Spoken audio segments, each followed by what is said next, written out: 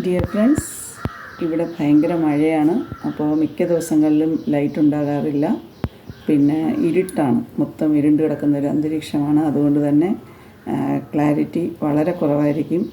എല്ലാവരും ക്ഷമിക്കുക. അതുപോലെ എല്ലാവരും മഴയത്ത് സ്വന്തം ഹെൽത്തൊക്കെ നോക്കുക. അതുപോലെ എല്ലാവർക്കും വേണ്ടിയും ഞാൻ പ്രാർത്ഥിക്കുന്നുണ്ട്. ഒരുപാട് സന്തോഷമുണ്ട് നിങ്ങൾ ഓരോരുത്തരും തരുന്ന സപ്പോർട്ടിന്. എല്ലാവരും സുഖമായിരിക്കുന്നു എന്ന പ്രതീക്ഷയോടെ നമുക്ക് നേരെ വീഡിയോയിലേക്ക് പോകാം. അപ്പോൾ ഇന്ന് ഞാൻ ഡിസ്കസ് ചെയ്യാൻ വന്നത് നമ്മുടെ ജീവിതത്തിൽ ഒഴിവാക്കണം എന്ന് എനിക്ക് തോന്നിയ ഒരു 3-4 കാര്യങ്ങൾ, 4-5 കാര്യങ്ങളാണ് ഇവിടെ ഡിസ്കസ് ചെയ്യുന്നത്. അപ്പോൾ നമുക്ക് തുടങ്ങാം, നേരെ വീഡിയോയിലേക്ക് പോകാം. അതിൽ ഫസ്റ്റായി എനിക്ക് തോന്നിയിട്ടുള്ള ഒരു കാര്യമെന്ന് പറയുന്നത്, നമ്മൾ ഭയങ്കര ദേഷ്യത്തിൽ ഒരു സിറ്റുവേഷനിലിരിക്കുകയാണെന്ന് വെച്ചോ. അപ്പോൾ ആ സിറ്റുവേഷനിൽ വെച്ച് നമുക്കൊരു ഡിസിഷനും എടുക്കണം. എന്തെങ്കിലും ഒരു പർട്ടിക്കുലർ കാര്യത്തിനെക്കുറിച്ച്, ഒരു പ്രത്യേക കാര്യത്തിനെക്കുറിച്ച് നമുക്കൊരു ഡിസിഷനും എടുക്കണമെങ്കിൽ, ഒന്ന് തീരുമാനിക്കുകയും ചെയ്യണമെങ്കിൽ നമ്മൾ എന്ത് ചെയ്യണം? ആ ഒരു സിറ്റുവേഷനിൽ നമ്മളൊരു തീരുമാനം എടുക്കരുത്. കാരണം നമ്മൾ ഏറ്റവും ദേഷ്യത്തിലിരിക്കുന്ന ഒരു സിറ്റുവേഷൻ ആണെങ്കിൽ അപ്പോൾ നമ്മളെടുക്കുന്ന തീരുമാനങ്ങൾ മിക്കവാറും അത് ഫ്ലോപ്പാകാനുള്ള സാധ്യത, തെറ്റാകാനുള്ള സാധ്യത വളരെ കൂടുതലാണെന്ന് എൻ്റെ ജീവിതാനുഭവത്തിൽ എനിക്ക് പല സന്ദർഭങ്ങളിലായി തോന്നിയിട്ടുണ്ട്. അപ്പോൾ ദേഷ്യം വന്നിരിക്കുന്ന സമയത്ത് നമ്മൾ ലൈഫിൻ്റെ പ്രധാനപ്പെട്ട തീരുമാനങ്ങൾ ഒന്നും തന്നെ എടുക്കാൻ പാടില്ല എന്നെനിക്ക് തോന്നിയിട്ടുണ്ട്. രണ്ടാമത്തെ ഒരു കാര്യം, ഒരു വയലൻ്റ് സിറ്റുവേഷനിൽ നമുക്കെതിരെ നിൽക്കുന്ന ഒരു വ്യക്തി വയലൻ്റായി സംസാരിച്ചു കൊണ്ടിരിക്കുമ്പോഴോ അല്ലെങ്കിൽ എന്തെങ്കിലും രീതിയിൽ അവർ പ്രവർത്തിക്കുമ്പോൾ കഴിവതും നമ്മൾ അവിടെ നിന്ന് ആ സിറ്റുവേഷനിൽ നിന്ന് നമ്മൾ മാറി നിൽക്കാൻ ശ്രമിക്കുക. നമ്മൾ ഏറ്റവും പ്രധാനമായി അപ്പോൾ കീപ്പ് ചെയ്യേണ്ട ഒരു ക്വാളിറ്റിയാണ് സൈലൻസ് എന്ന് പറയുന്നത്. കാരണം സൈലൻസ് മാത്രം എടുത്തുകൊണ്ട് ആ വയലൻ്റായ വ്യക്തിയുടെ അടുത്ത് പോയിരിക്കണമെന്നുള്ളതല്ല നമ്മളിവിടെ ഉദ്ദേശിക്കുന്നത്. നമ്മുടെ പ്രൊട്ടക്ഷൻ, ആ പ്ലേസിൽ നിന്ന് എത്രയും പെട്ടെന്ന് നമ്മൾ വിഡ്രോ ചെയ്യുകയും അതുപോലെ തന്നെ മാറി നിൽക്കുകയും അതുപോലെ നമ്മൾ അവിടെ ഇരിക്കുന്ന അത്രയും സമയം സൈലൻ്റായിരിക്കാനും നമ്മൾ ശ്രദ്ധിക്കണമെന്നുള്ളത് ഒരു ജീവിത അനുഭവമായി എൻ്റെ ജീവിതത്തിലുടനീളം എനിക്ക് അത് ബോധ്യപ്പെട്ടിട്ടുള്ള ഒരു കാര്യമാണ്. അതാണ് ഞാൻ ഫ്രണ്ട്സായി നിങ്ങളോടുകൂടി അത് ഷെയർ ചെയ്യണമെന്ന് ആഗ്രഹിക്കാനുള്ള ഒരു കാരണം. പിന്നെ ഒരു സിറ്റുവേഷൻ എന്ന് പറയുന്നത്, നമ്മൾ പലപ്പോഴും നമ്മുടെ ഫ്രണ്ട്സിനെ ആയാലും അല്ലെങ്കിൽ നമ്മുടെ ഏറ്റവും അടുത്ത ഒരു ബന്ധുവിനെയോ നമുക്ക് പ്രിയപ്പെട്ടവരെയോ ഒക്കെ നമ്മൾ ഉപദേശിക്കാൻ നിൽക്കാറുണ്ട്. ഉപദേശിക്കുക, അഡ്വൈസ്, അല്ലെങ്കിൽ അവർക്ക് എന്തെങ്കിലും രീതിയിലുള്ള ഒരു കാര്യം നമ്മൾ അവരോട് സംസാരിക്കണമെന്നുണ്ടെങ്കിൽ ആദ്യം അവരുടെ മനസ്സിൽ അല്ലെങ്കിൽ അവരുടെ ഹൃദയത്തിൽ നമുക്കൊരു സ്ഥാനം തന്നിട്ടുണ്ടോ എന്നുള്ളത് നമ്മൾ തിരിച്ചറിയേണ്ടത് വളരെ അത്യാവശ്യമാണ്. അവരുടെ ലൈഫിൽ നമുക്കൊരു സ്പേസ് ഉണ്ടോ എന്നുള്ളത് നമ്മൾ വ്യക്തമായി മനസ്സിലാക്കിയിരിക്കണം. അങ്ങനെ ഒരു സ്പേസ് ഇല്ലാത്ത ഒരു വ്യക്തിക്ക് നമ്മൾ പോയി ഉപദേശം കൊടുക്കാനോ അല്ലെങ്കിൽ നമ്മൾ അവരുടെ ലൈഫ് ഡിസിഷനിൽ ഒരു പാർട്ടാവാനോ ശ്രമിക്കുന്നത് പലപ്പോഴും നമുക്ക് തന്നെ പിന്നീട് വേദനയായി മാറാനുള്ള സാധ്യത വളരെ കൂടുതലാണ്.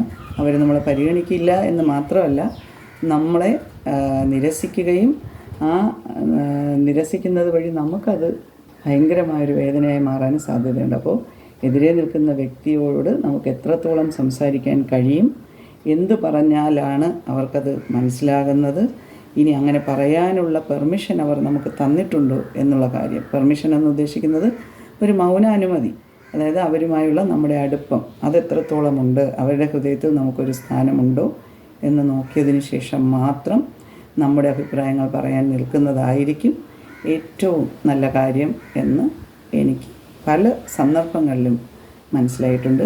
അപ്പോൾ ഇതൊരു 3-ാമത്തെ കാര്യമാണ്.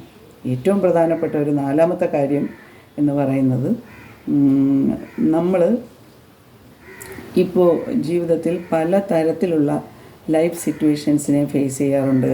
ചില സന്ദർഭങ്ങളിൽ നമുക്ക് വളരെ പെട്ടെന്ന് തീരുമാനങ്ങൾ എടുക്കേണ്ട സിറ്റുവേഷൻസ് വരാറുണ്ട്. അപ്പോൾ അത്തരത്തിലൊക്കെയുള്ളൊരു സിറ്റുവേഷൻ വരുമ്പോൾ നമ്മുടെ തീരുമാനങ്ങൾ ഒരിക്കലും സെൻറ്റിമെൻ്റൽ ആകരുത് എന്നുള്ളതാണ്. അതായത് വൈകാരികമായ തീരുമാനങ്ങൾ നമ്മളൊരിക്കലും എടുക്കാൻ പാടില്ല. മറിച്ച് നമ്മുടെ തീരുമാനങ്ങളെല്ലാം ബുദ്ധിപൂർവം എടുക്കുന്ന തീരുമാനങ്ങളായിരിക്കണം.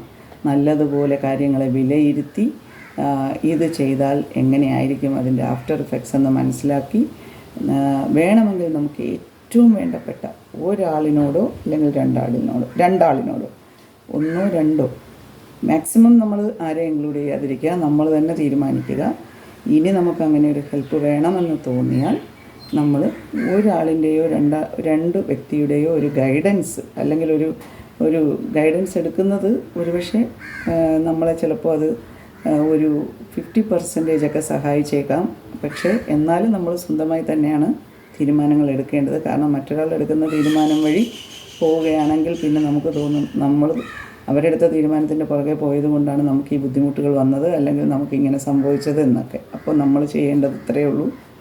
നമ്മൾ വൈകാരികമായി കാര്യങ്ങൾക്ക് തീരുമാനം കാണാൻ ശ്രമിക്കുന്നതിനേക്കാൾ ബുദ്ധിപൂർവമായി ആലോചിച്ച് തീരുമാനങ്ങൾ എടുക്കുന്നതായിരിക്കും എപ്പോഴും ഉചിതം എന്ന് ഉള്ള ഒരു വലിയ ജീവിത പാഠം എൻ്റെ ജീവിതത്തിൽ എനിക്ക് അനുഭവിച്ചിട്ടുമുണ്ട്. അതുപോലെ തന്നെ ഇപ്പോഴും ഞാൻ അങ്ങനെയാണ്. എല്ലാവരെയും ഉപദേശിക്കുമ്പോഴും അല്ലെങ്കിൽ എല്ലാവരോടും ഇത്തരം കാര്യങ്ങൾ ഞാൻ പറയുമ്പോഴും ഞാൻ ചില സന്ദർഭങ്ങളിലെങ്കിലും സെൻറ്റിമെൻ്റലായി പോകാറുണ്ട്. ആ സെൻറ്റിമെൻ്റലായതിൻ്റെ പേരിൽ ധാരാളം മാനസിക വിഷമങ്ങൾ ഞാൻ അനുഭവിച്ചിട്ടുമുണ്ട്. അപ്പോൾ അതുകൊണ്ടാണ് ഞാൻ എല്ലാവരോടും പറയാൻ ആഗ്രഹിക്കുന്നത്, സെൻറ്റിമെൻ്റൽ തീരുമാനങ്ങൾ പലപ്പോഴും